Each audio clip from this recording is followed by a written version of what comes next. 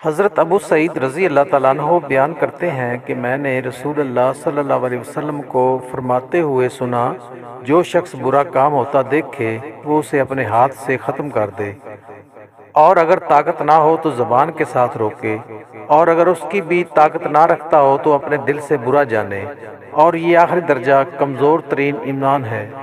حضرت ابو سعید خدری رضی اللہ تعالیٰ عنہ بیان کرتے ہیں کہ میں نے رسول اللہ صلی اللہ علیہ وسلم کو فرماتے ہوئے سنا، جو شخص برائی ہوتی دیکھے اور اپنے ہاتھ سے روک دے وہ گناہ سے بری ہو گیا۔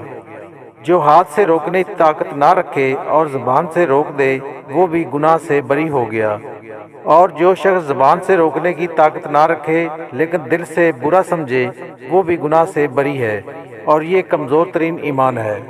حضرت ابو سعید خدری رضی اللہ تعالیٰ عنہ بیان کرتے ہیں کہ میں نے رسول اللہ صلی اللہ علیہ وسلم کو فرماتے ہوئے سنا، تم دنیا میں اپنے حق کی خاطر اتنا نہیں جھگڑتے جتنا جھگڑا مومن اپنے رب سے اپنے ان مسلمان بھائیوں کے بارے میں کریں گے جو آگ میں داخل کیے جائیں گے۔ وہ مومن کہیں گے، اے ہمارے رب، یہ ہمارے وہ مسلمان بھائی ہیں جو ہمارے ساتھ نمازیں پڑھتے تھے، روزے رکھتے تھے اور حج کرتے تھے، تو نے ان کو آگ میں ڈال دیا ہے۔ اللہ تعالیٰ فرمائے گا، جاؤ، جنہیں تم پہچانتے ہو ان کو نکال لاؤ۔ وہ جائیں گے اور ان کو ان کی صورتوں سے پہچانیں گے۔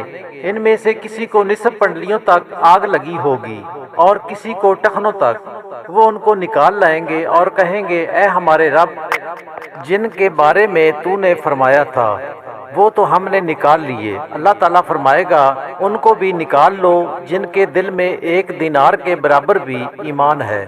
پھر فرمائے گا، ان کو بھی نکال لو جن کے دل میں نصف دینار کے برابر ایمان ہے، حتیٰ کہ فرمائے گا، ان کو بھی نکال لو جن کے دل میں ذرہ بھر بھی ایمان ہے۔